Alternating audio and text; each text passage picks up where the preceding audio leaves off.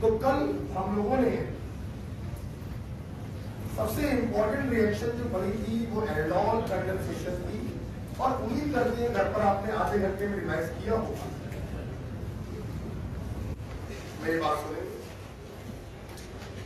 हम लोग अपनी मिसलेनियस रिएक्शन में आ गए थे और मिसलेनियस रिएक्शन में भी बहुत ही प्यारा पॉइंट पड़ा था, रिएक्शन विद अमोनिया। अमोनिया एक ऐसा रिएजेंट है जो फॉर्मेल्डिहाइड, एसिटाल्डिहाइड और एसीटोन तीनों को डिस्ट्रीब्यूट करने में इस्तेमाल होता है। मेरा अंकित थोड़ी आवाज होते बोलना और ये तीनों लोगों से अलग अलग तरीके से रिएक्शन करता है। किताबों में तीनों के साथ रिएक्शन लिखी होती है, मैंने आपको सिर्फ बताई थी। फॉर्मेल्डिहाइड के साथ रिएक्शन फॉर्मेशन होगा ट्राइसैकराइड कंपाउंड यूरोट्रॉपिन का, जिसके पास सारे बॉन्ड सीएन बॉन्ड होंगे, ना कोई सीसी बॉन्ड होगा और ना ही कोई एन बॉन्ड होगा। यूरोट्रॉपिन का नाइट्रेशन कराने पर हमें आरडीएस प्राप्त होता है। राइट, आज हमारे पास दो रिएक्शन सिर्फ रह गई थी कार्बोनिक कंपाउंड में। तो पहली जो है शायद कैरिजारो रिएक्शन। अच्छा, सिर्फ क्या होता है, व्हाट इज सिर्फ रिएजेंट?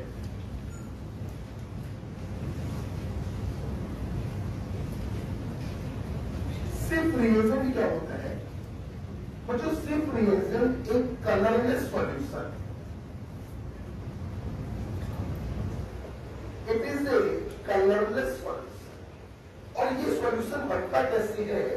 जब हम लोग पैरा रोजेनेलिन हाइड्रोक्लोराइड में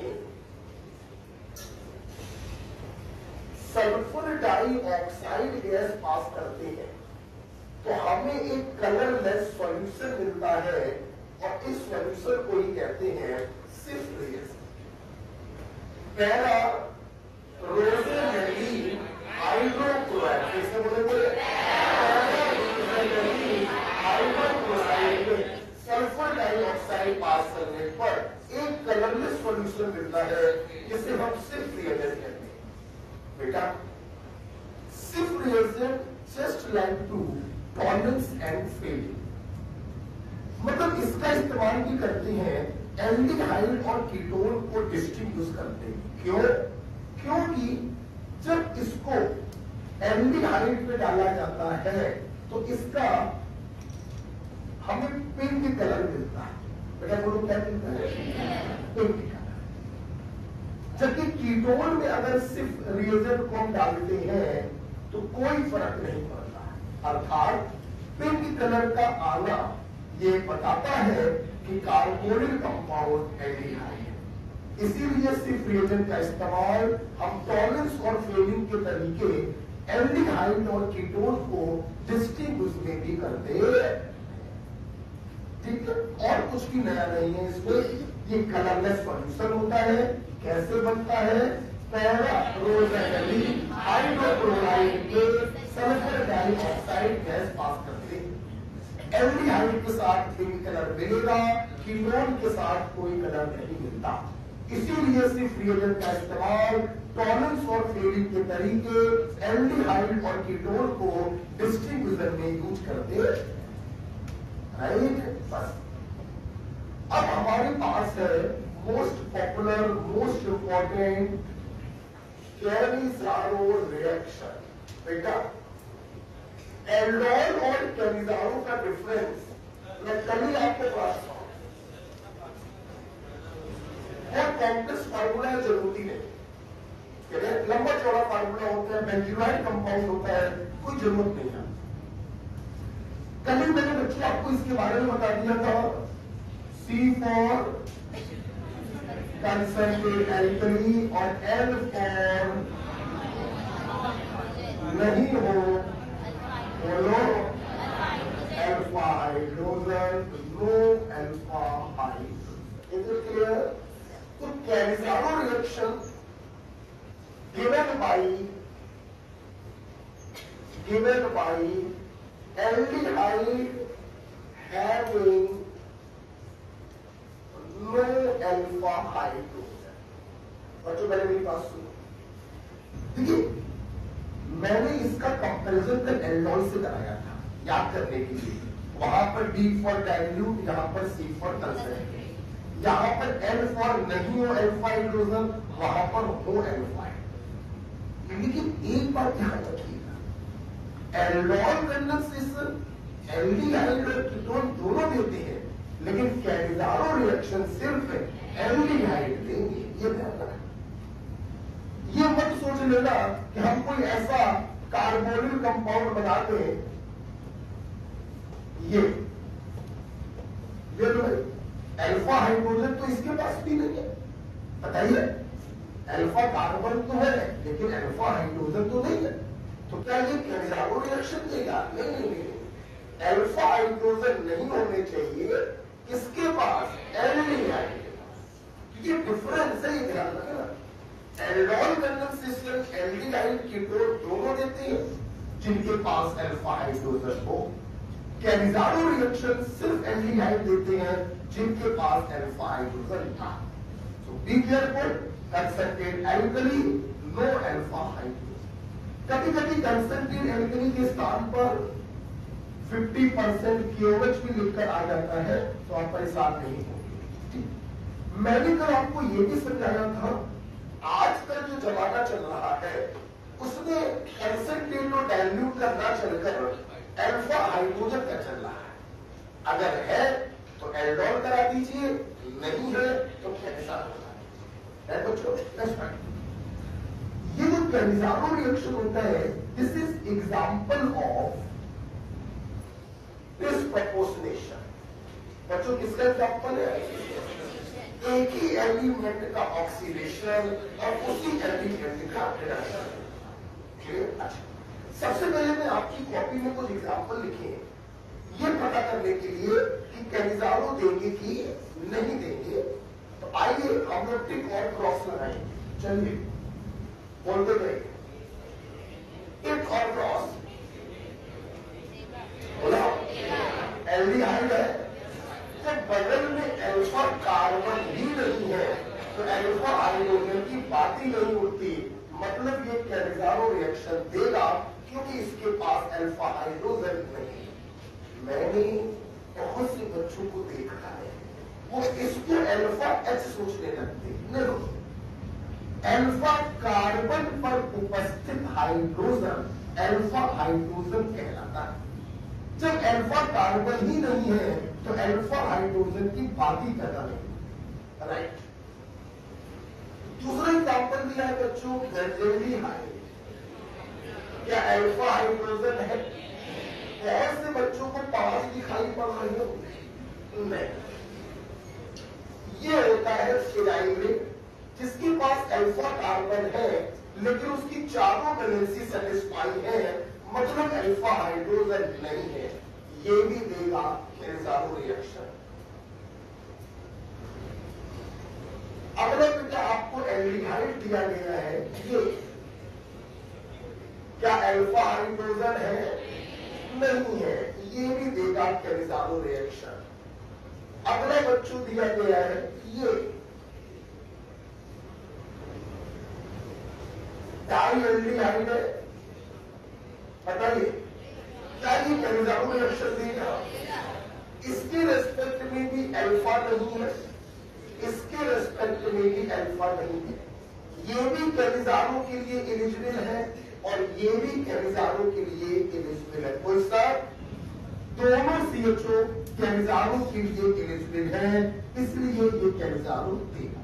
बच्चों एक CHO एलिजिबल ना भी होता, अगर एक CHO एलिजिबल है तो भी हम कहते हैं कि ये कैलिजारो रिएक्शन देगा। ओके, लकली इसके दोनों ही CHO कैलिजारो के लिए एलिजिबल है। लेकिन मान लीजिए मैं कोई स्ट्रक्चर बेटा ऐसा बना देता,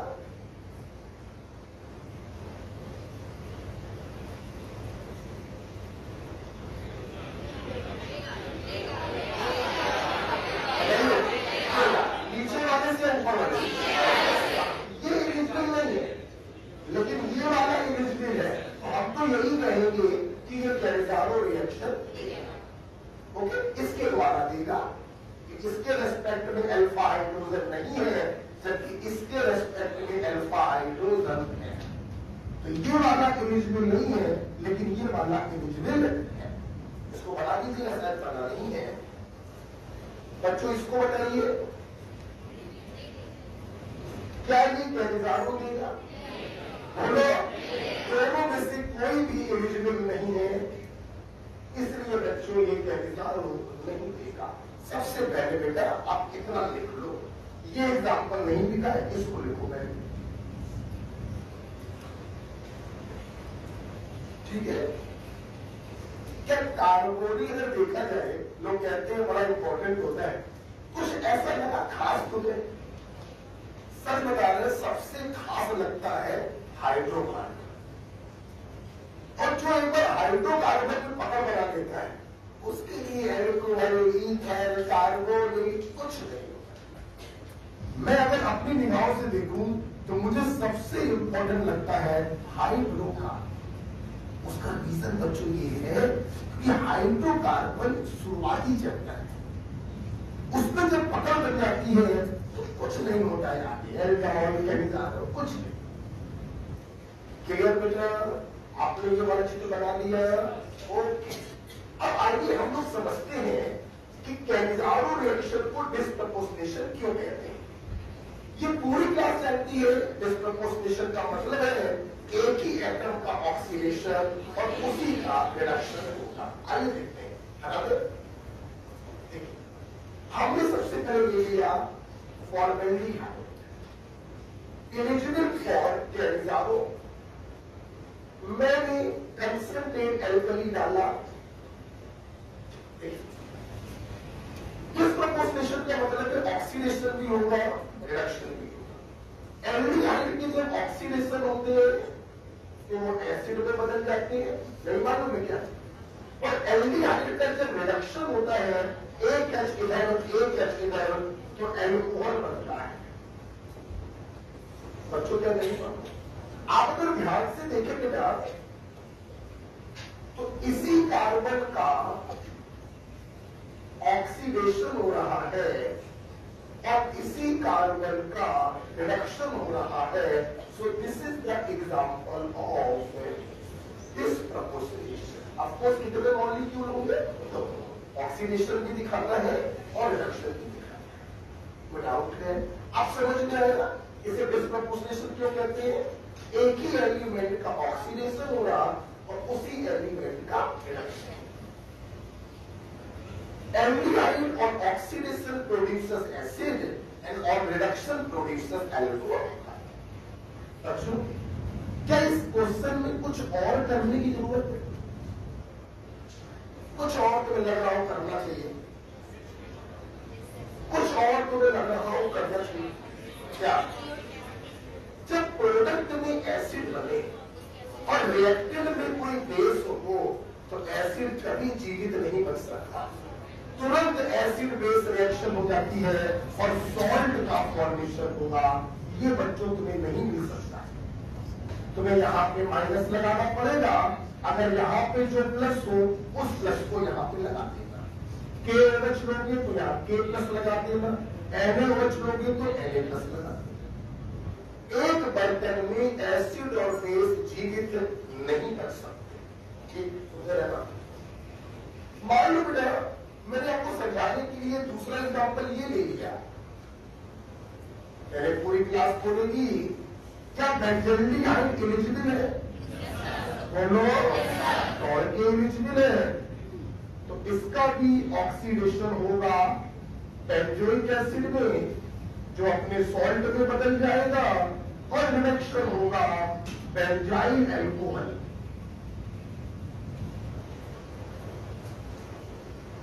ओके बच्चे, कैसे बनेगा? एक एच एक एच। ये दोनों रिएक्शन अगर आप देखें, मेरे ख्याल से आपकी कॉपी में पहले वाले में ब्रैकेट लगा है ना, उसी के नीचे दूसरी लिखो पहले। सबसे पहले आप लोग क्या करेंगे? पहले वाले ब्रैकेट में चिपका कर ऊपर और नीचे दिखा दो और ये वाला एग्जाम्पल भी लिख दो। कितने मॉलिक्यूल होंगे? तो सबसे पहले इतना लिखो,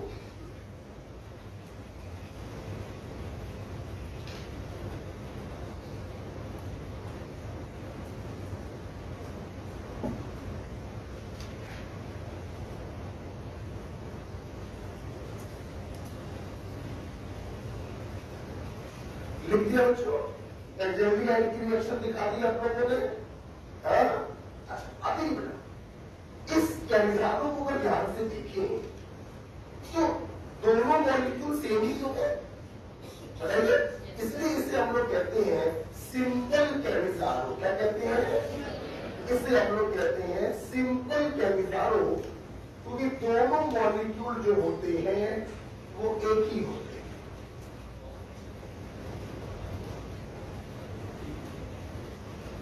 इसे हम लोग कहते हैं सिंपल कैमिजारो। तो ये बात बिल्कुल वैसी ही है जैसे कल आप लोगों ने एल्डोल कंडेंसेशन पढ़ा था, सिंपल प्रोडक्ट क्रॉस प्रोडक्ट। अगर रिएजेंट और सबस्ट्रेट दोनों सेम मॉलिक्यूल है तो बनने वाले प्रोडक्ट को सिंपल प्रोडक्ट कहते हैं, और अगर दोनों डिफरेंट है तो क्रॉस प्रोडक्ट है। यहां देखिए फॉर्मेल्डिहाइड का ही ऑक्सीडेशन हो रहा है और दूसरे फॉर्मेल्डिहाइड का ही रिडक्शन हो रहा है, इसलिए this is called simple Cannizzaro. Benzaldehyde के कार्बन का ही ऑक्सीडेशन हो रहा है और बेंजल्डिहाइड के कार्बन का ही रिडक्शन हो रहा है, this is again simple Cannizzaro. Okay, मान लीजिए बच्चों हम बात करते हैं क्रॉस कैमिजारो की, मतलब अब की बार तुम्हें डिफरेंट मॉलिक्यूल्स लेने पड़ेंगे, डिफरेंट का ऑक्सीडेशन होगा और किसी दूसरे डिफरेंट का रिडक्शन होगा। एग्जाम्पल के तौर पर एक बात ध्यान रखिएगा बच्चों, एलिजिबल दोनों होने चाहिए फॉर कैमिजारो। अधिक ये भी कैमिजारो के लिए एलिजिबल है, अल्फा हाइड्रोजन नहीं है, ये भी कैमिजारो के लिए एलिजिबल है, अल्फा हाइड्रोजन नहीं है। अब आप इसे कहोगे क्रॉस कैमिजारो। क्या कहोगे बच्चों? हाँ, क्या कहोगे बच्चों? क्रॉस कैमिजारो। इसमें एक का होता है ऑक्सीडेशन और दूसरे का होता है रिडक्शन।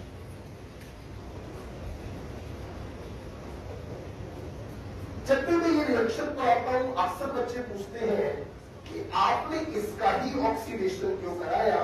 ये आपको ध्यान रखना पड़ेगा। बताने को तो रीजन बता सकता हूं पर उसकी जरूरत नहीं है, बेफालतू में परेशान क्यों।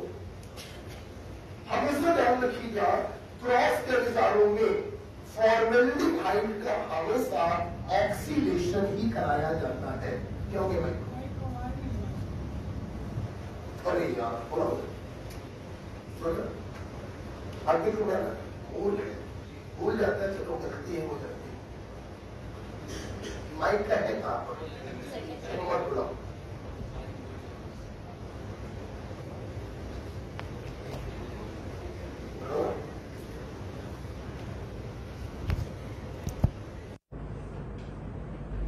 ठीक है, दिखाई पड़ा? देखो ना। ओके, तो यहां पर देखिए हमेशा ध्यान रखिएगा, आगे में तो चाय ले आओ, चाय ले आओ। फॉर्मेल्डिहाइड का हमेशा ऑक्सीडेशन करेंगे और दूसरे वाले का हमेशा रिडक्शन करेंगे। आप ये मान लो कि ये कंडीशन है, ऑल्दो इसका रीजन होता है बट वो बेकार है। ठीक है, तो सिंपल कैमिजारो में ऑक्सीडेशन और रिडक्शन सेम चीज का हो रहा है और क्रॉस कैमिजारो में ऑक्सीडेशन अलग चीज का होता है, रिडक्शन अलग चीज का होता है। लेकिन ध्यान रखिएगा दोनों एलिजिबल होने चाहिए फॉर कैमिजारो, दोनों के पास अल्फा हाइड्रोजन नहीं होना चाहिए। It clear? कुछ लिखना है क्या? ये लिख दो बस, ऑलवेज ऑक्सीडाइज्ड। ठीक है, और दूसरे वाले का रिडक्शन कराएंगे।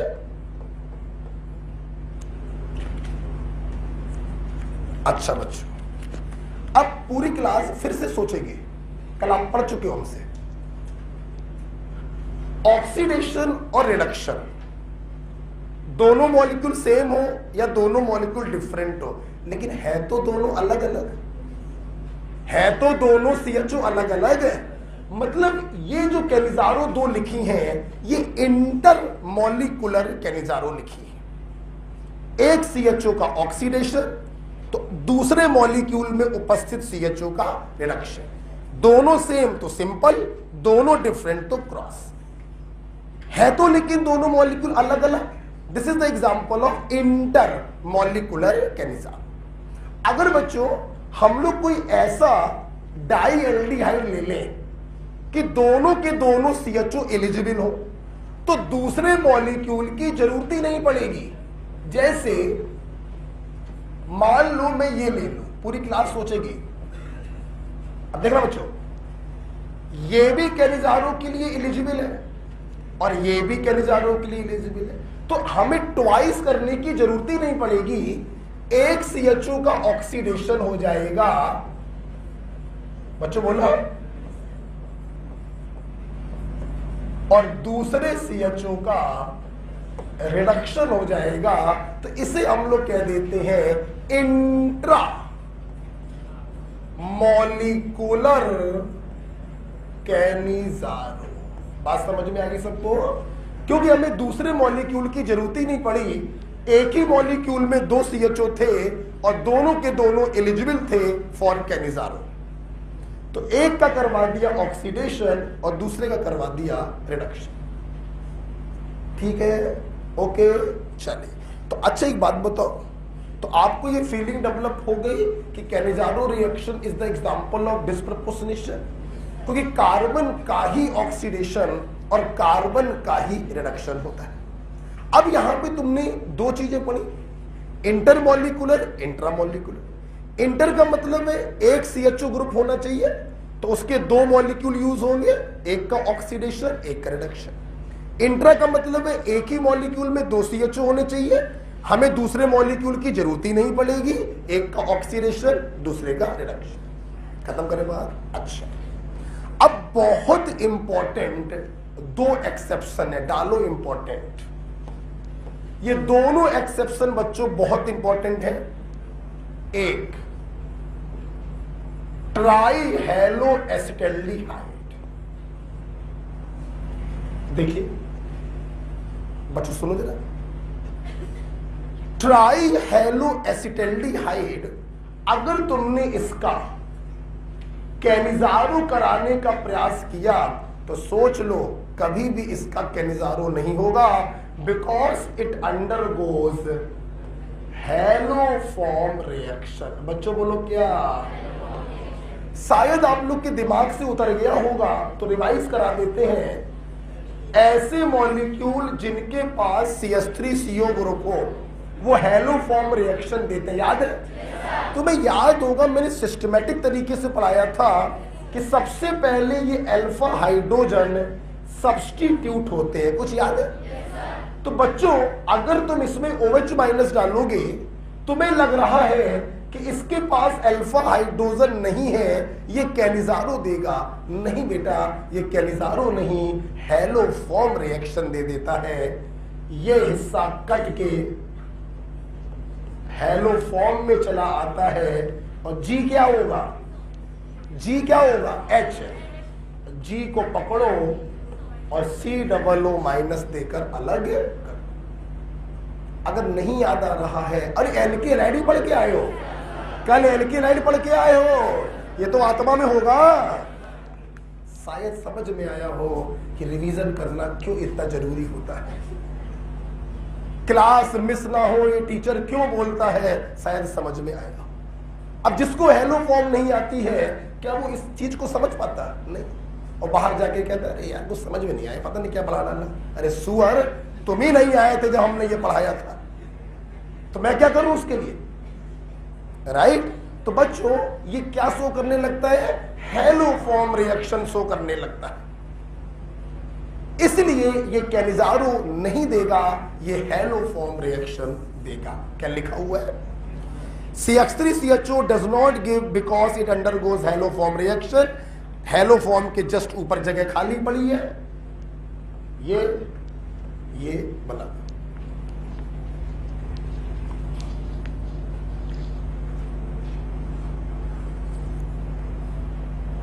ओके, ऐसे काट भी देना ऐसे करके, तो आपको याद आ जाएगा कि हाँ यार हेलो फॉर्म में सर ऐसे पढ़ाते थे, इसको काट के बदल दो हेलो फॉर्म में और जी को पकड़ो और COO माइनस देकर अलग कर लो। अब कहो बहुतों को समझ में ना आ रहा हो ये जी क्या होता है।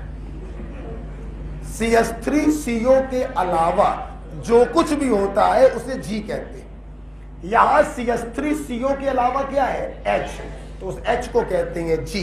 जी को पकड़ो, COO माइनस देकर अलग कर।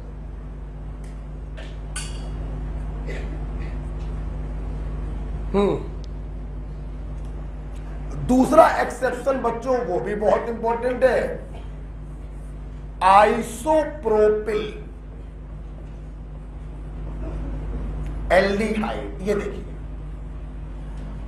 आइसोप्रोपिल एल्डिहाइड के पास अल्फा हाइड्रोजन है,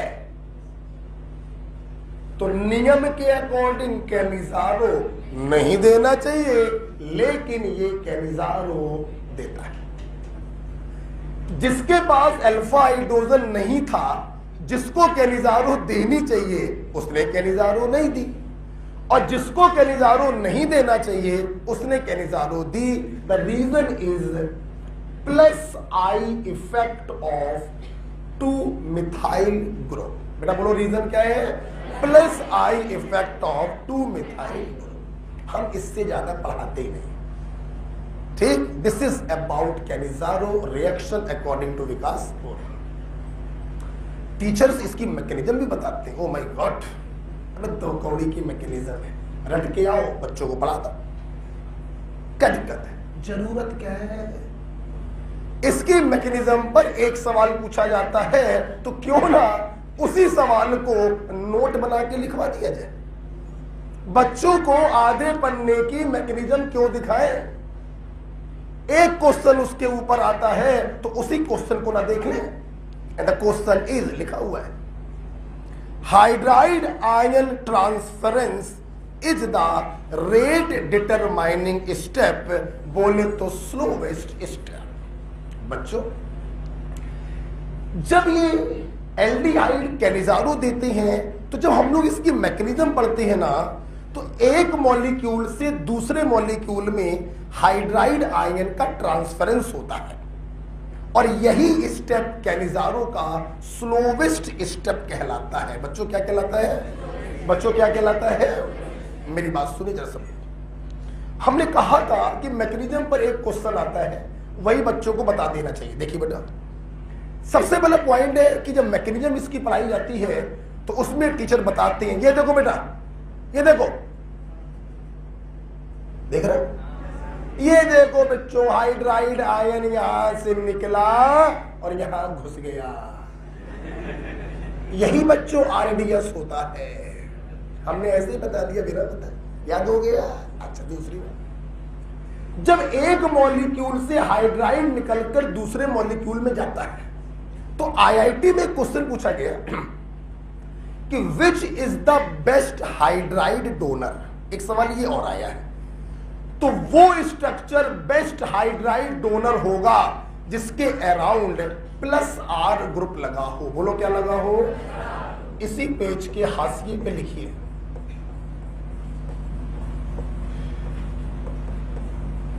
that's it. Best hydride donor in Cannizzaro directly proportional to plus R group. Sheet निकालिए, आज सीट मिली होगी, 10 सीट देना बच्चा।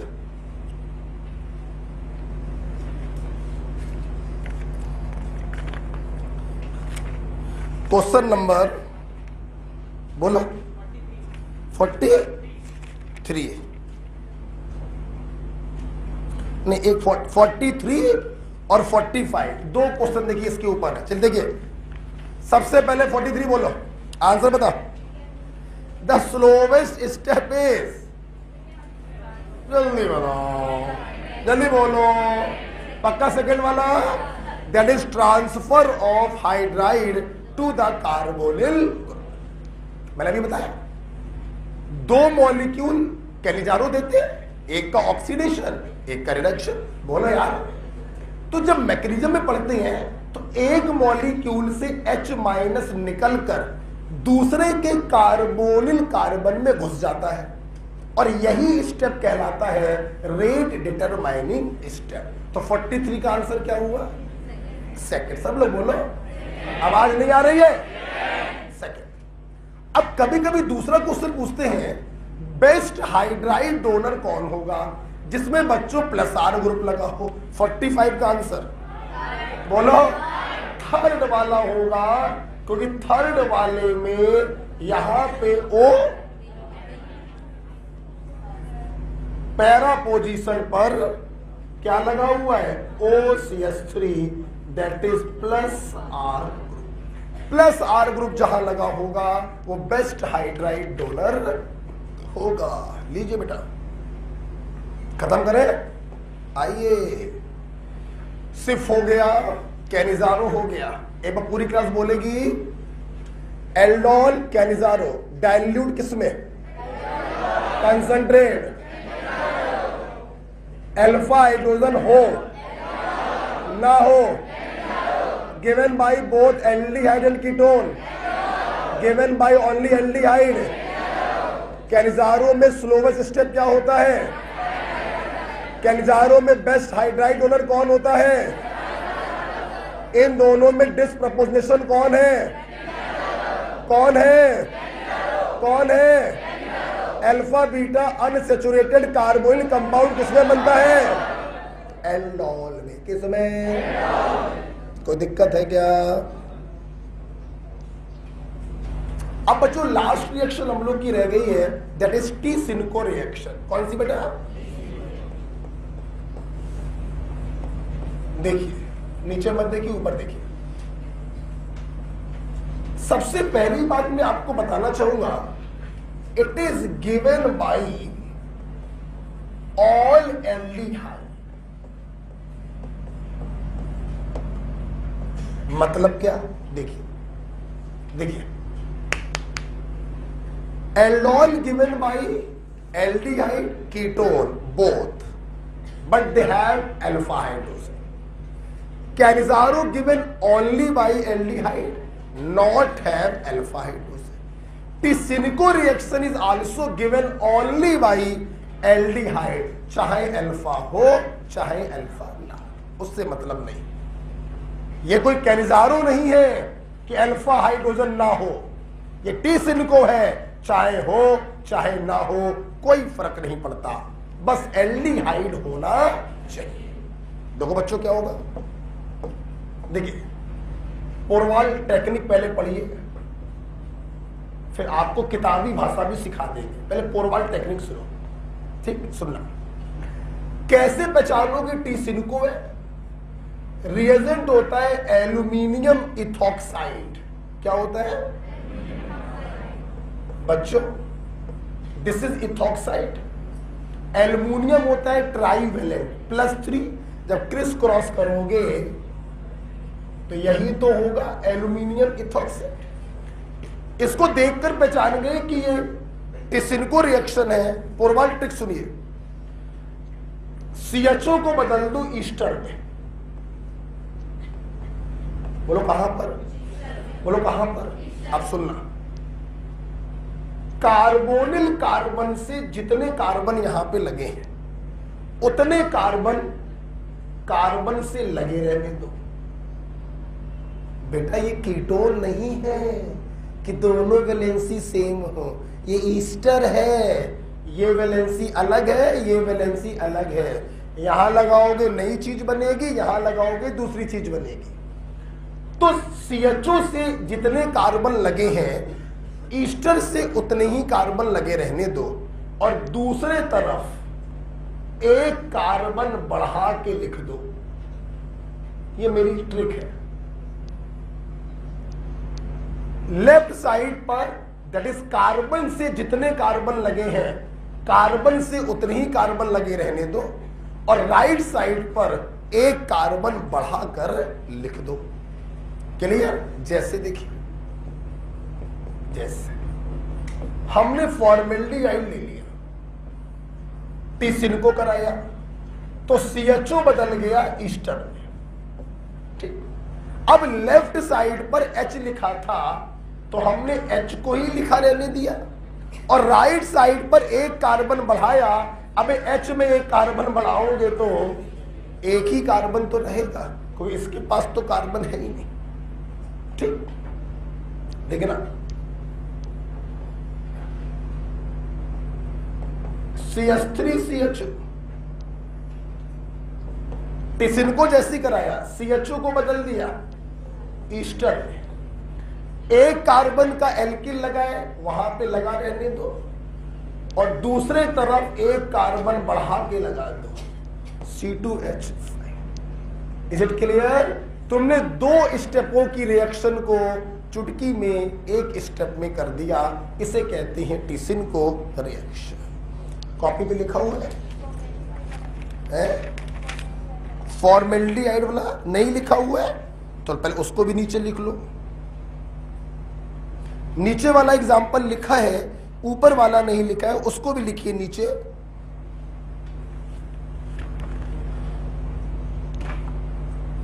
ये मेरा मेरी स्टाइल है। अब मैं आपको किताबी तरीका भी बताने जा रहा हूं। ठीक, देखिए किताबों में टिसिन को कैसे लिखा होता है, जरा वो देखिए। सारे एल्डिहाइड टिसिन को देते हैं, अल्फा हाइड्रोजन हो चाहे ना हो उससे फर्क नहीं पड़ता। हमारी ट्रिक कहती है CHO को बदलो ईस्टर में, जो लगा है उसे लगा रहने दो, दूसरे तरफ एक कार्बन बढ़ा के लगा दो। सब में लिख लिया हो तो आज्ञा दीजिए। आइए किताबी तरीका देखिए जरा। किताबी तरीका ये कहता है बेटा,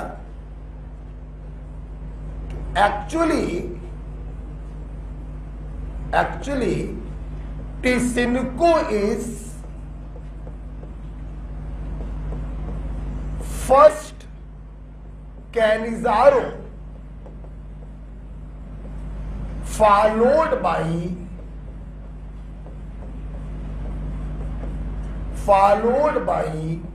esterification।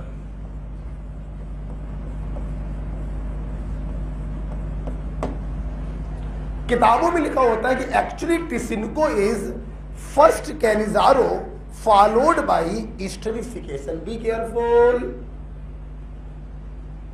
बच्चा जैसे ये पढ़ता है तो उसके दिमाग में आ जाता है कि Tishchenko is a part of Cannizzaro. No, this is again a shortcut तरीका टिसिनको के प्रोडक्ट को बनाने का। किताबों में ये शॉर्टकट तरीका लिखा होता है कि पहले तुम कैनिजारो करा दो और फिर एस्टरिफिकेशन करा दो। वो अलग बात है कि पोरवाल सर ने शॉर्टकट का महा शॉर्टकट बना दिया। ऊपर जो लगा है उसे लगा रहने दो और दूसरी तरफ एक कार्बन बढ़ा के लगा दो। ठीक, इसलिए मैं सबसे पहले बताना चाहूंगा कि टिसिनको को आप कैनिजारो मत समझिए। ये धोखे से भी मत सोच लेना कि जो कैनिजारो देगा वही टिसिनको देगा। No, never. कैनिजारो सिर्फ वो एल्डिहाइड देते हैं जिनके पास अल्फा हाइड्रोजन ना हो, और टिसिनको सारे एल्डिहाइड देते हैं चाहे अल्फा हो चाहे ना हो। Got it? इसलिए मैं क्या करने जा रहा हूं, किताबी तरीकों को समझाने के लिए मैंने एक एग्जांपल मान लो ये दे दिया। ठीक, मैंने इसके ऊपर एल्यूमिनियम इथॉक्साइड को डाला। ठीक, अगर पोरवाल तरीके से बनाए तो आंसर बताना चुटकियों का खेल है। यहां पे एक कार्बन बढ़ा के लिख दो, ये हो गया पोरवाल सर का तरीका, तुरंत आंसर आ गया। अब किताबी तरीके से देखते हैं। देखना, किताबी तरीका कहता है कि तुम पहले इसका करा दो कैनिजारो, मतलब इसी का कराओ ऑक्सीडेशन और इसी का कराओ रिडक्शन, RCH2OH करा दिया। तो पहले तुमने क्या कराया, कैनिजारो, और फिर तुम इसका कराओ एस्टरिफिकेशन।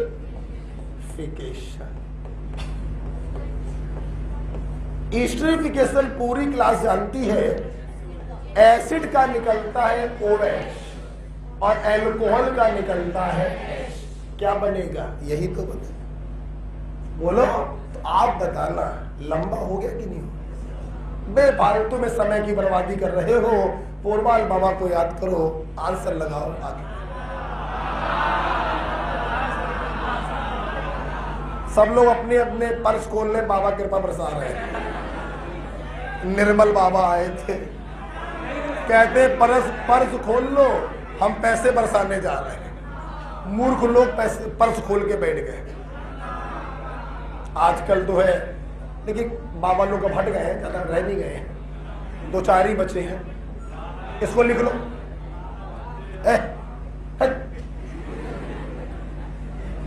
इसको लिख लो। पहले हमने कैलिजारो कराया, ऑक्सीडेशन विद रिडक्शन, फिर मैंने ईस्टरिफिकेशन कराया, एसिड का OH, एल्कोहल का H, और ये देखिए ईस्टर बन गया। कोई मन में आ रहा है तुम्हारे? हाँ बताओ, कहां पर? आर की जगह? हाँ, अरे साला ये देखो, अबे यही तो मैं बोल रहा हूं कि Tishchenko is consider as first Cannizzaro then esterification. तुम ये मत सोचो कि अल्फा है तो कैलिजारो नहीं देगा, तुम ये मत सोचो। ये कैलिजारो नहीं करा रहे हो, ये टिसिनको का प्रोडक्ट बनाने का तरीका है। H हो तो भी ऐसे कराओ, H ना हो तो भी ऐसे करो, यही तो मैं बोल रहा हूं इतनी देर से। ठीक है, तुम CS3 लो तो भी ऐसे कराओगे, तुम यहां पे H लगा दो तो भी ऐसे कराओ। ये टिसिनको कराने का तरीका है, तुम इसे कैलिजारो मत समझो। ठीक है बच्चों, डाउट तो नहीं रह गया ना? अगर डाउट हो तो क्या CS3 कर दे। ठीक है, एक ही चीज है भाई। आपको डाउट लगा तो CS3 लगा ले मेरे भाई, मुझे क्या है, तुम्हारे मन संदेह दूर हो जाना चाहिए।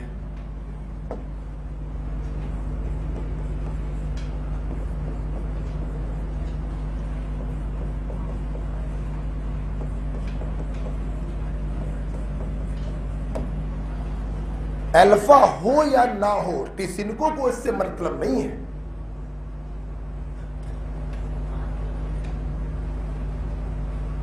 ओके, इस प्रकार से बेटा खत्म होता है कार्बोनिल कंपाउंड। ठीक है, क्या मैं इसको हटा दूं? कुछ बैकग्राउंड म्यूजिक बार बार आ रहा है मेरे कानों तक, हटाए इसको।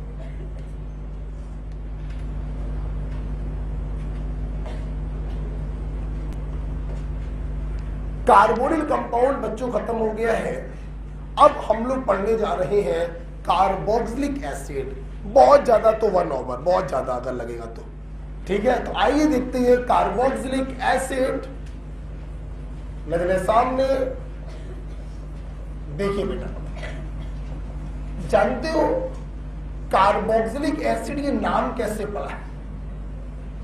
एक्चुअली जरा ध्यान से कार्बोक्सिलिक एसिड को देखो तो समझ में आ जाएगा कि नाम कैसे पड़ा है। देखिए, कार्बोक्सिलिक एसिड के पास आप ध्यान से देखें तो एक कार्बोनिल ग्रुप होता है, बताओ बेटा, जो डायरेक्ट अटैच होता है हाइड्रोक्सिल ग्रुप से। किससे अटैच होता है? हाइड्रोक्सिल से। तो हम लोगों ने किया क्या है, कार्बोनिल का कार्बो ले लिया है और हाइड्रोक्सिल का XYL ले लिया है और दोनों को मिला दिया है, तो आपका बन गया कार्बोक्सिल। दिखाई पड़ रहा है?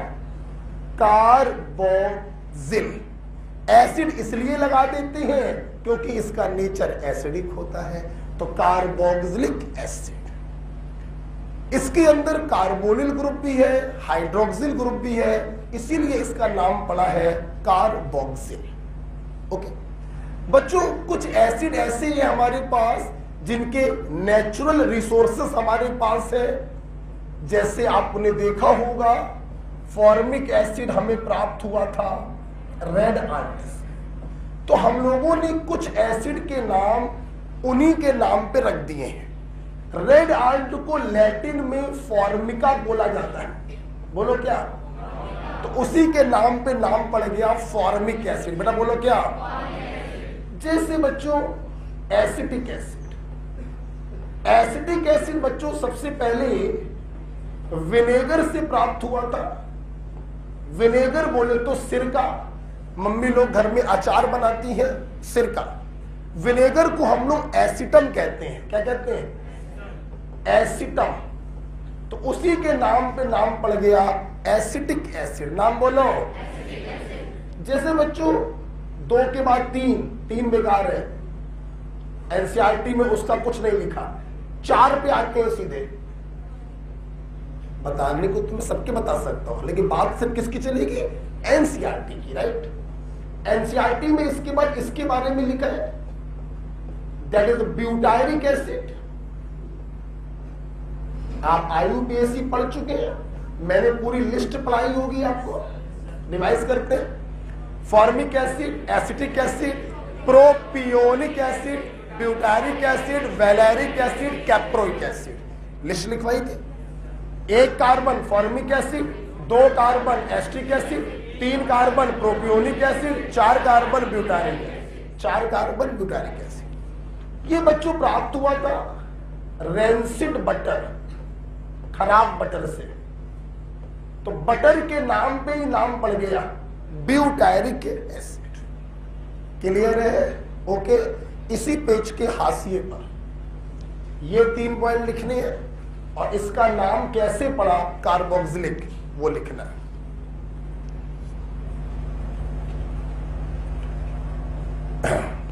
Formic acid red art, acetic acid vinegar जिसको एसिटम कहते हैं, और ब्यूटायरिक एसिड रेंसिड बटर।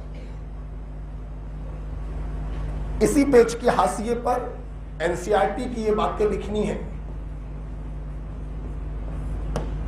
क्या लग रहा है? नवरात्रि के 9 दिन में हो जाएगा भाई? क्या नाम सदक, तुम बताओ। नहीं,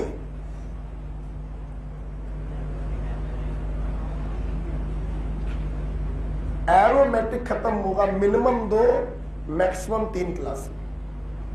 कुछ नहीं है बच्चों, पूरी जान यही सब था कार्बोनिल तक। अब कुछ नहीं है, देखते चलो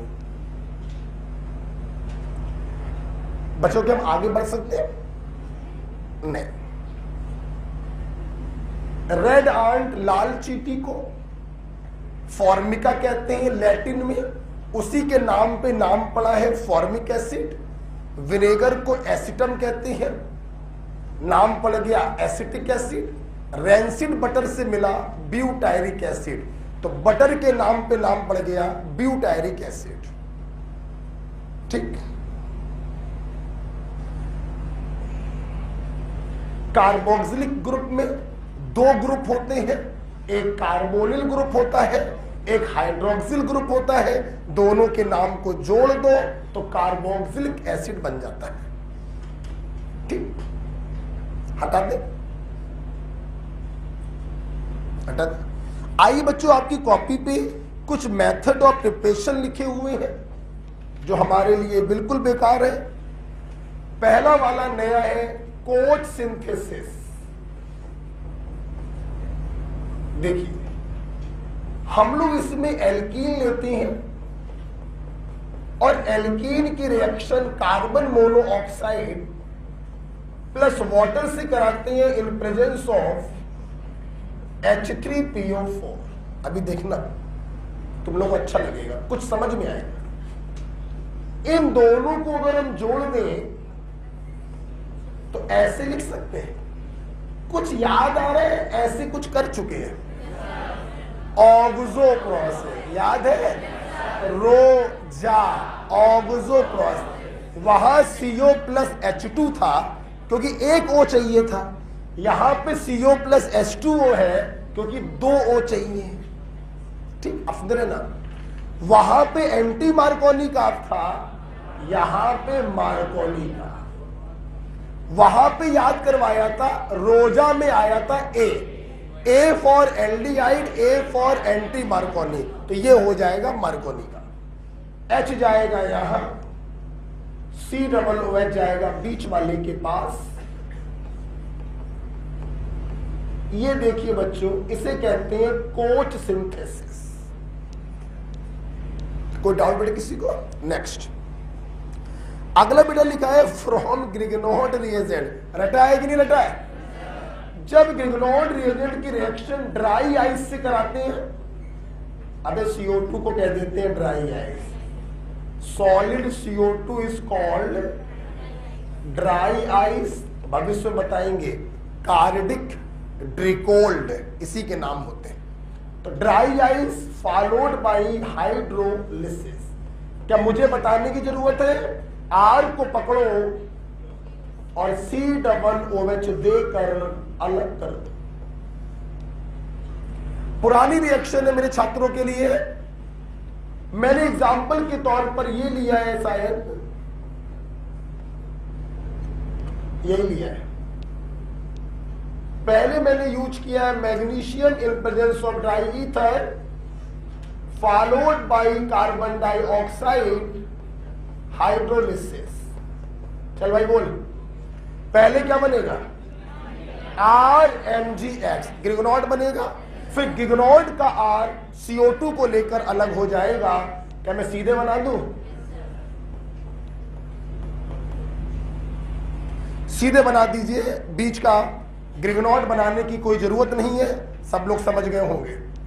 पहले बनेगा ग्रिग्नॉड रिएजेंट जो C डबल OH लेकर अलग हो जाएगा, बनेगा कार्बोक्सिलिक एसिड। ओके, एनसीईआरटी में देखिए इसके ऊपर क्या सवाल दिया गया। एनसीईआरटी में बच्चों सवाल ये दिया गया इसी के ऊपर,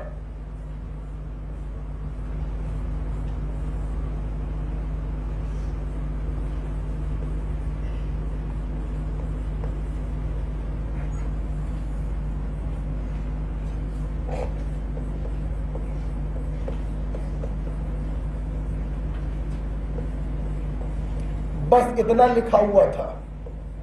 एनसीईआरटी इंटेक्स्ट का क्वेश्चन है, बस इतना लिखा हुआ था। बताइए क्या करें? पहले Mg यहां पे जाएगा, RMgX बनेगा, बोलो बे। फिर ड्राई आइस का मतलब CO2, C डबल OH को अलग कर दो, तो R तो बच्चों यही रहेगा ना।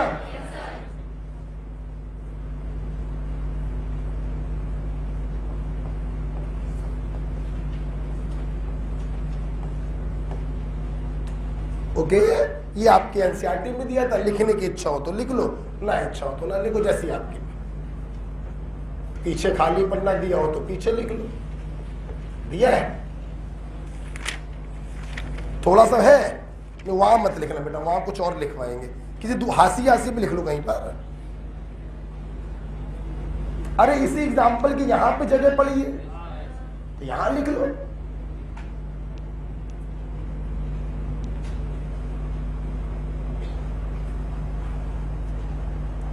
मैंने आपसे कहा था ना बेटा, एरोमेटिक हैलाइड न्यूक्लियोफिलिक सब्स्टिट्यूशन के प्रति इनर्ट होते हैं, मैग्नीशियम के प्रति इनर्ट नहीं होते। आप देखिए ये एरोमेटिक हैलाइड है, आप मैग्नीशियम डालेंगे कोई प्रॉब्लम नहीं है, आराम से यहां पे जाके बैठ जाएगा। ठीक है, समझ में आया बेटा? आगे बढ़े। अगला बेटा पॉइंट है, क्योंकि vinegar process it is exclusively for acetic acid. हाँ बच्चों, ये सिर्फ एसिटिक एसिड के लिए होता है।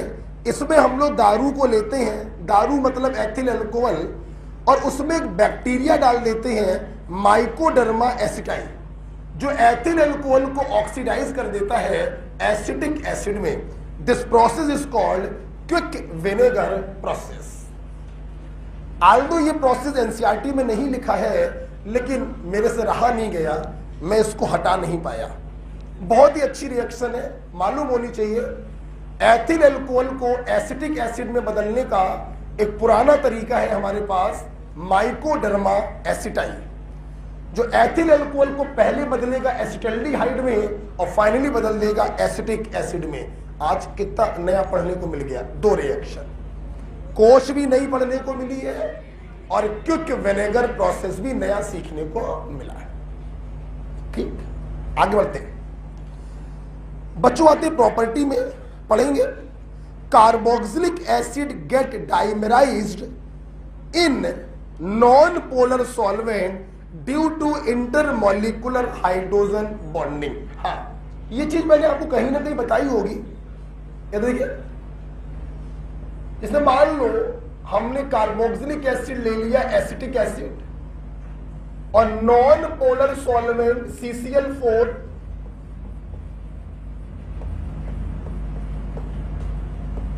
सब पूरी क्लास देखिएगी पेन बंद करके।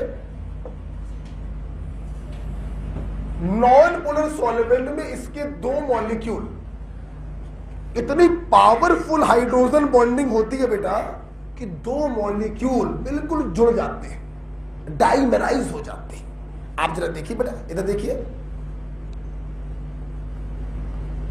CH3C डबल बॉन्ड OH, कोई प्रॉब्लम तो नहीं। दूसरा मॉलिक्यूल देखो बच्चों, CH3C डबल बॉन्ड OH, कोई प्रॉब्लम तो नहीं। और ये देखिए, फोन से जुड़ा, इलेक्ट्रोनेगेटिव से जुड़ा हाइड्रोजन, बगल में दूसरा इलेक्ट्रोनेगेटिव, इतनी पावरफुल हाइड्रोजन बॉन्डिंग होती है बच्चों कि 2 मॉलिक्यूल आपस में जुड़ जाते हैं। इसका अंदाजा बेटा तुम ऐसे लगा सकते हो कि ये देखिए, जब सिंगल मॉलिक्यूल था तो इसका मॉलिक्यूलर वेट 60 आएगा, 12 3 15 और 1 16, 16 और 44 60। और नॉन पोलर सॉल्वेंट में जब इसका मॉलिक्यूलर वेट निकालते हैं बच्चों तो 120 आता है। बोलो कितना आता है? और 120 चीख चीख कर कह रहा है जज साहब कि ये मॉलिक्यूल डाइमराइज कर गया है। क्या कर गया है? तो इसमें बच्चों हाइड्रोजन बॉन्डिंग इतनी पावरफुल होती है कि इसके 2 मॉलिक्यूल डाइमराइज कर जाते हैं, मॉलिक्यूलर वेट जस्ट डबल हो जाता है इन नॉन पोलर सॉल्वेंट। तुम्हारी कॉपी में लिखा नहीं है, बढ़िया सुंदर पेन से लिखो, ना सिर्फ नॉन पोलर सॉल्वेंट में बल्कि also in vapour phase. Vapour phase में भी डाइमराइज कर जाता है और नॉन पोलर में भी डाइमराइज कर जाता है। ठीक है,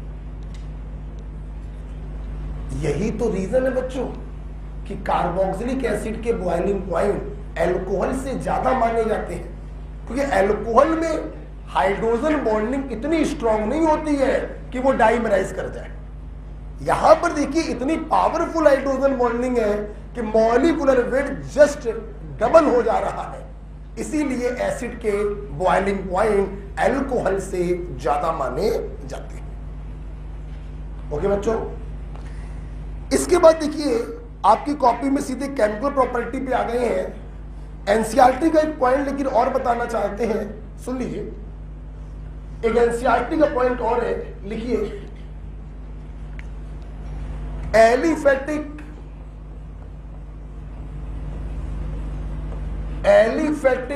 carboxylic acid,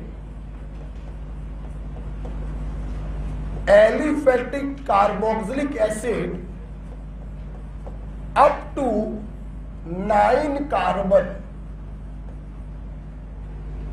are colorless liquid. Carboxylic acid up to 9 carbon are colorless liquid. अगले पेज के हाशिए पे लिख लो, कोई दिक्कत नहीं है। हाँ, अगले पेज के हाशिए पे लिख लो।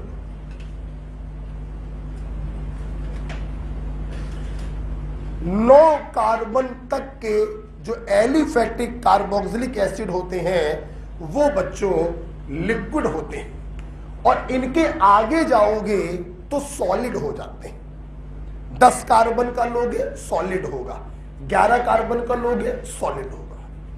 9 कार्बन तक एलिफेटिक कार्बोक्सिलिक एसिड लिक्विड होते हैं। बड़ा जोर दे दिया इस पॉइंट पे हमने, क्यों ना दे? जब तुम्हारे एम्स वाले ये पूछ सकते हैं किस कार्बन तक के हाइड्रोकार्बन गैसियस होते हैं, C1 to C4, याद है? C1 to, तो ये सवाल क्यों नहीं आ सकता कि किस कार्बन तक के कार्बोक्सिलिक एसिड लिक्विड होते हैं? 9 कार्बन तक, C1 से C9। बिल्कुल आ सकता है, एनसीईआरटी में लिखा है, आ सकता है। ओके, आइए बच्चों, हम लोग बात करेंगे कार्बोक्सिलिक एसिड की प्रॉपर्टी। हुजूर, सबसे पहली प्रॉपर्टी हो जाएगी इसका एसिडिक नेचर। और मेरी क्लास जानती है जिसके पास कंस होता है वो पोरवाल जी के 3 आदमियों से रिएक्शन जरूर करता है, सोडियम या सोडामाइड, ग्रिग्नॉर्ड रिएजेंट, एसिड डेरिवेटिव। याद है कि नहीं मेरे भाई? कंसों में ये महाकंस है। अरे इससे ज्यादा एसिडिक कौन होगा? ये रियल एसिड है ऑर्गेनिक केमिस्ट्री का। बाकी सब एसिडिक जरूर होते हैं, like alcohol, like phenol, like acetylene, but वो रियल एसिड नहीं होते। ये रियल एसिड है ऑर्गेनिक केमिस्ट्री का। इसका हाइड्रोजन सबसे ज्यादा एसिडिक होता है। तो डंके की चोट पर पोरवाल सर के 3 लोगों से रिएक्शन जरूर करेगा। पहला सोडियम या सोडामाइड, याद है बच्चों? सोडियम लोगे तो कंस वाले H को हाइड्रोजन गैस के रूप में निकालेगा और सोडियम सॉल्ट बनाएगा। सोडामाइड लोगे तो कंस वाला H अमोनिया के रूप में निकलेगा और अपना सोडियम सॉल्ट बनाएगा। प्लीज हमें देखिए, फिर बाद में लिखिएगा, छोड़ दो अभी कॉपी।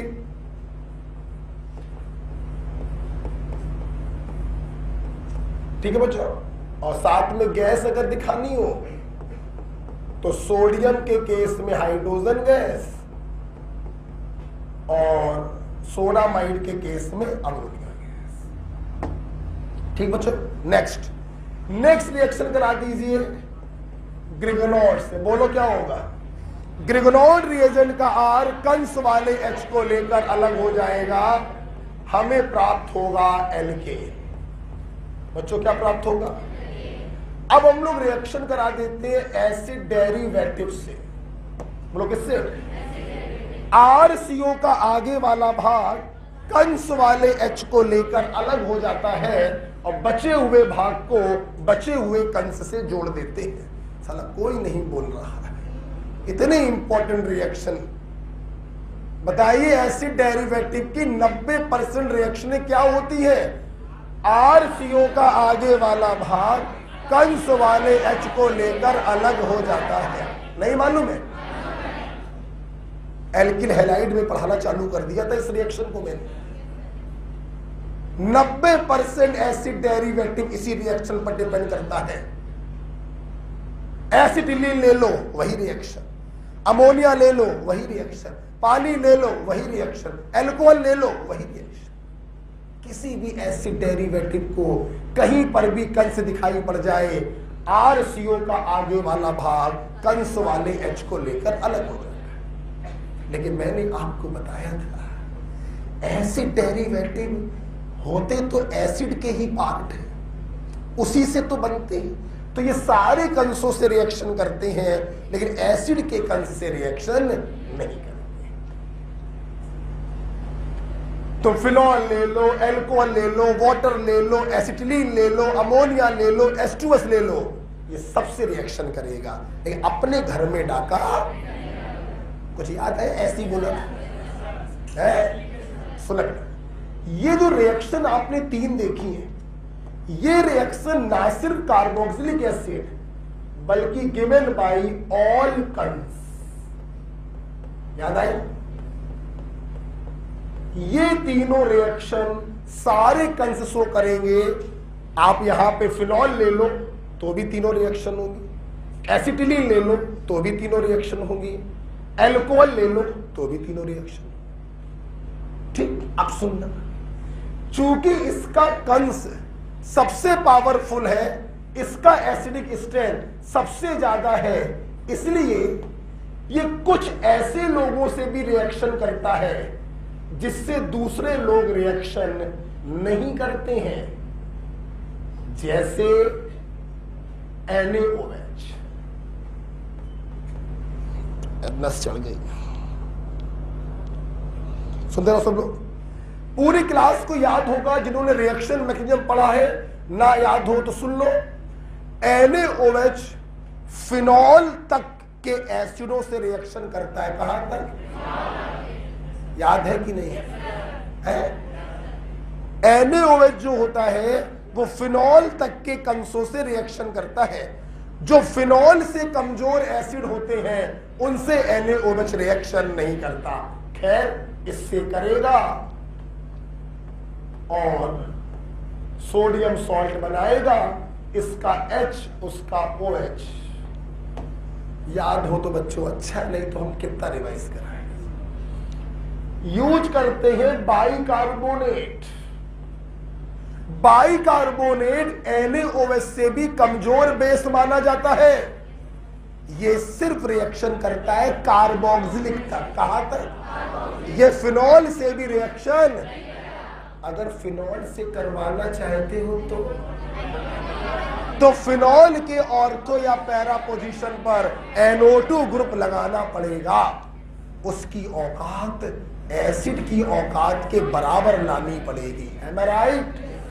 तो सोडियम बाइकार्बोनेट इतना कमजोर बेस होता है कि सिर्फ कार्बोक्सिलिक एसिड तक रिएक्शन करता है और अपना सोडियम सॉल्ट बनाता है। बच्चों HCO3 माइनस कंस वाले H को लेकर H2CO3 बनाएगा। मेरे भाई कंस पर अटैक तो बेस ही करेगा ना। यहां बेस क्या है? OH माइनस, कंस को लिया वाटर। यहां बेस क्या है? HCO3 माइनस, कंस को लिया। अब तुम्हें मालूम है H2CO3 is a unstable acid. बच्चों क्या होता है? तो तुरंत ये टूट जाता है CO2 प्लस वाटर में। कुछ याद आया कि नहीं?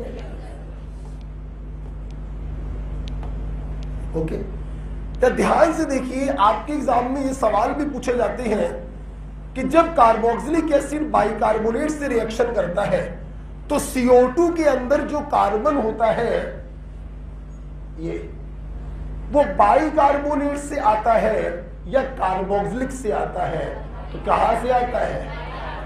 यही कार्बन तो इसमें बदला था और यही कार्बन इसमें।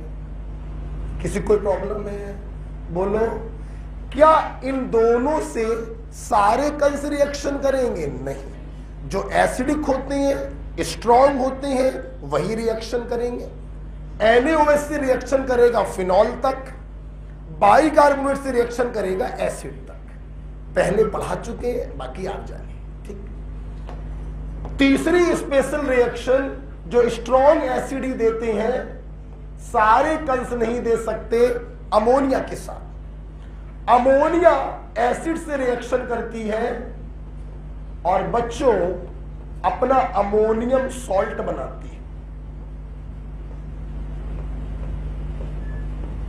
बेटा बोलो क्या बनेगा?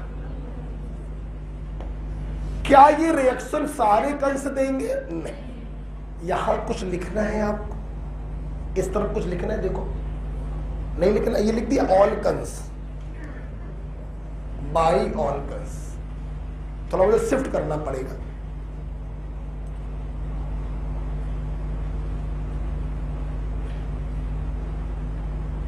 कर दे शिफ्ट, कर दे। आई देखा, अमोनिया से रिएक्शन कार्बोक्सिलिक एसिड्स ने किया, एक सॉल्ट बना, अमोनियम सॉल्ट, NH3 यहां पे जाके जुड़ गया और सॉल्ट बन गया। इस सॉल्ट की बच्चों विशेषता क्या है? अगर इस सॉल्ट को आप गर्म कर दो तो वाटर निकल जाता है और ये बदल जाता है एमाइड में। बोलो किस में? आप जरा सब लोग ध्यान से सुनना। निकालने को तुमने एक H2O निकाला, एमाइड बन गया। निकालने को तो एक H2O हम और भी निकाल सकते हैं, लेकिन नहीं, एमाइड का वाटर सिंपल गर्म करने से नहीं निकलता। अगर एमाइड के वाटर को भी निकालना है तो आपको यूज करना पड़ेगा पावरफुल डिहाइड्रेटिंग एजेंट। यहां लिख लेना, डिहाइड्रेटिंग एजेंट। ये अब इसके पानी को यहां से निकाल देगा और साइनाइड बनाएगा। क्या बनाएगा? साइनाइड। क्लियर? एमाइड के पानी को सिंपल गर्म करके नहीं निकाला जा सकता, आपको डिहाइड्रेटिंग एजेंट डालना पड़ेगा। ओके, देखिए, तो ये 3 रिएक्शन सारे कंस दे सकते थे, लेकिन ये 3 रिएक्शन ओनली देगा कार्बोक्सिलिक एसिड। ओके, आपको एक ही बार घुमाना पड़ेगा, हमको 2 बार घुमाना पड़ गया, जगह नहीं थी। ये चीज तो आपकी यहां लिखी हुई है, एक ही बार नीचे की तरफ करिए और इसको लिख दीजिए। ठीक है, आ जाओ बेटा।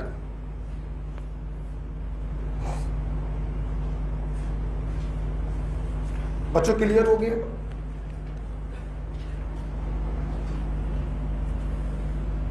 हटा दे इसको। तो एक बार मेरी पूरी क्लास बोले, पोरवाल सर के जो 3 आदमी हैं वो सारे कंसों से रिएक्शन करेंगे, और यहां पर जो 3 आदमी आपने देखे हैं ये सारे कंसों से रिएक्शन नहीं करेंगे, स्ट्रॉन्ग कंसों से ही रिएक्शन करेंगे। लाइक कार्बोक्सिलिक एसिड, NaOH में बेस है OH माइनस, H+ को लेगा वाटर के रूप में अलग, सॉल्ट बन गया। यहां पर बेस है HCO3 माइनस, H+ को लेगा कार्बोनिक एसिड के रूप में अलग हो गया, अनस्टेबल होता है, CO2 बन जाएगा। मतलब CO2 का जो कार्बन है वो बाइकार्बोनेट से आता है। अमोनिया से रिएक्शन कराएंगे, एडिशन सॉल्ट बनेगा, गर्म करने पे पानी आराम से निकल जाता है, एमाइड बन जाएगा। लेकिन एमाइड से पानी निकालने के लिए डिहाइड्रेटिंग एजेंट डालना पड़ेगा। हटा दे बच्चों इसको।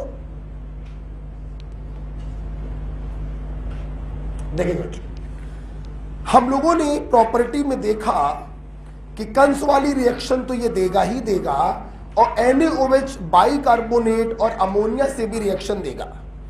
नेक्स्ट बच्चों रिएक्शन दिखा है डिहाइड्रेशन। हाँ,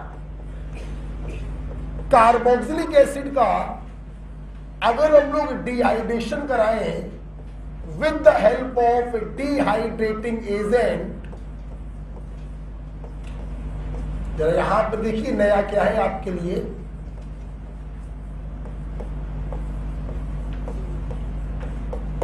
यहां पे बच्चों नया आपके लिए ये है, जब कार्बोक्सिलिक एसिड का डिहाइड्रेशन होता है तो इसके 2 मॉलिक्यूल में वाटर का रिमूवल होगा और एनहाइड्राइड का फॉर्मेशन होता है।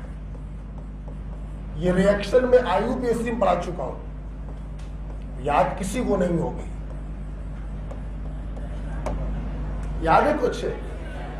कभी भी एनहाइड्राइड का IUPAC नाम पूछा जाए, हम उसके एसिड का IUPAC नाम करते हैं, और एसिड को हटाओ एनहाइड्राइड को।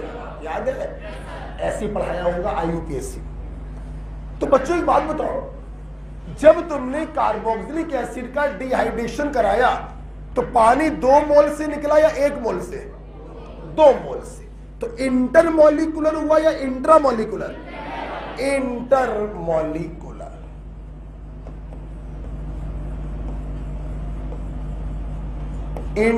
Intermolecular dehydration. जितने भी कार्बोक्सिलिक एसिड होते हैं, जब भी बच्चों उनको गर्म करते हैं तो इंटरमॉलिक्यूलर डिहाइड्रेशन होता है। और इस चीज का एक्सेप्शन है बच्चों फॉर्मिक एसिड।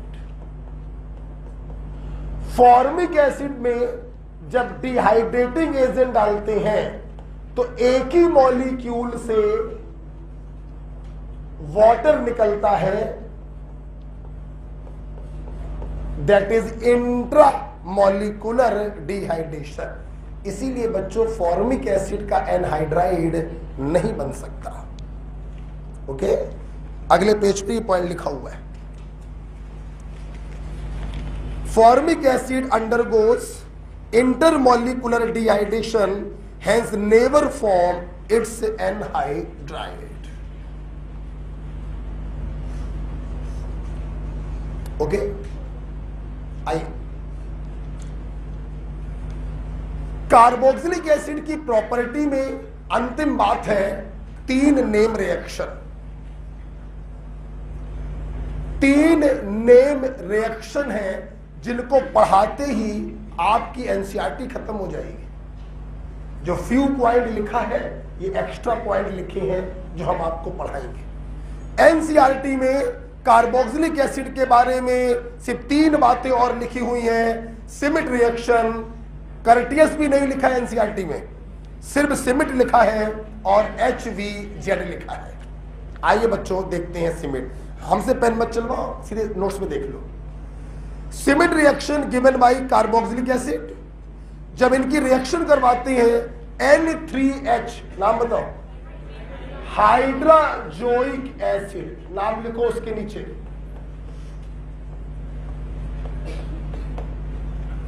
N3H नाम हाइड्राजोइक एसिड, तो बच्चों एक कार्बन कम की प्राइमरी एमीन बनती है।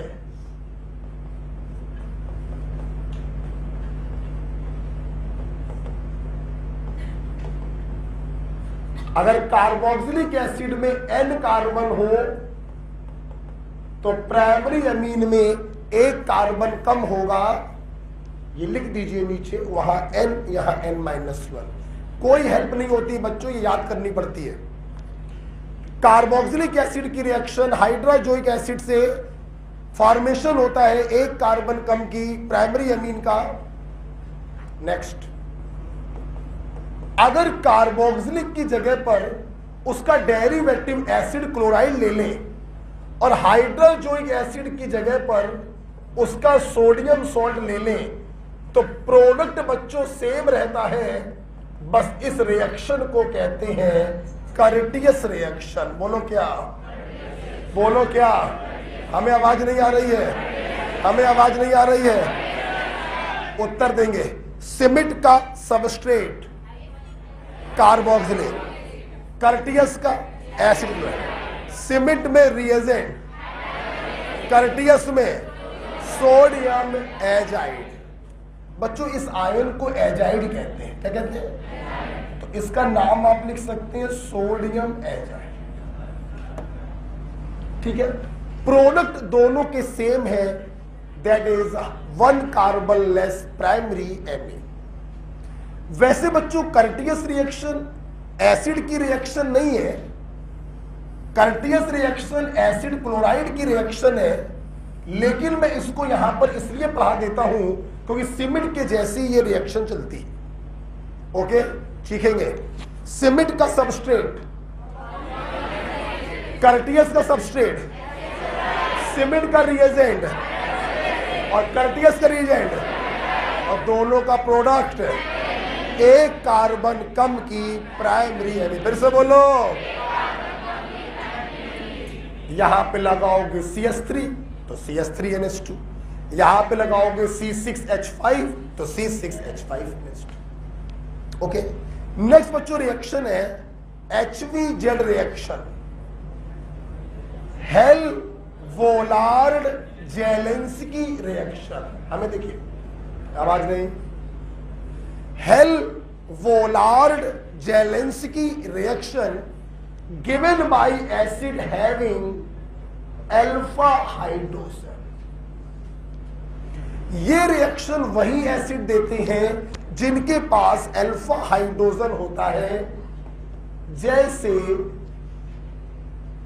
एग्जाम्पल के तौर पर मैंने ये ले लिया, सुनते रहो सब लोग। इसकी रिएक्शन जब हैलोजन से कराते हैं, कंडीशन है हैलोजन या तो क्लोरीन या फिर bromine in presence of red phosphorus. NCERT की रिएक्शन है, नीट के लिए बहुत इंपॉर्टेंट, वेरी इंपॉर्टेंट। ध्यान रखिए अल्फा हाइड्रोजन होना चाहिए। हम क्या करते हैं, अल्फा हाइड्रोजन को सब्स्टिट्यूट कर देते हैं हैलोजन से, और इसी रिएक्शन को कहते हैं हेल्वोलार्ड जेलिंस्की रिएक्शन। मेरी बात सुनो बच्चों, क्या एक अल्फा हाइड्रोजन और बचा है क्या? अब मेरी बात सुनो, हम बोलने जा रहे हैं, ये लिखा नहीं मिलेगा तुम्हें कहीं। क्या अगर एक बार HVZ हो रही है तो एक ही H हटाओगे और हेलोजन लगा दोगे। अगर एग्जामिनर फिर से कहे लो भैया,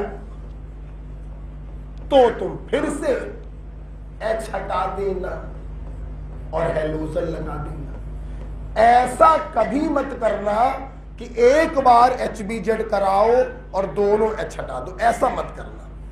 एक बार HBZ कराओगे तो एक अल्फा H को हटाओगे, दो बार HBZ कराओगे तो दो अल्फा H को हटाओगे, तीन बार HBZ कराओगे तो तीन अल्फा H को हटाओ, चार बार कराओगे तो चार बार हटाओगे।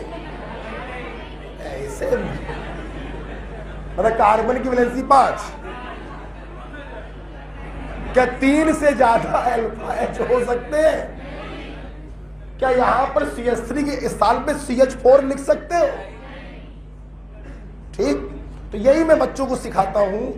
HBZ में एक बार कराने पर एक अल्फा H को हटाया जाएगा, दो बार कराने पर दो को हटाया जाएगा। तो एक बार हो जाए बच्चों, सब लिखा होगा, कुछ लिखना नहीं है, कुछ लिखना नहीं होगा मेरे ख्याल से। हाँ, सब कुछ लिखा हुआ है, कुछ भी लिखने की आवश्यकता आप नहीं। हमें देखो बच्चों, आ जाओ, बंद कर दो, बस हो गया, बस बस ठीक है, ज्यादा नहीं, पचा नहीं पाओगे, MBBS हो जाए, कोई फायदा नहीं, तो यही हो गई चालू हो तो और दिक्कत। ठीक है, बंद करो। ठीक है, हम लोग का थोड़ा सा जो रह गया है एसिड, वो जानबूझ के मैं छोड़ रहा हूं, क्योंकि तुम लोग की पचाने की क्षमता को हम जानते हैं। हम लोग कल कोई क्लास नहीं ले रहे हैं, हम लोग पढ़ेंगे मंडे को, ओके।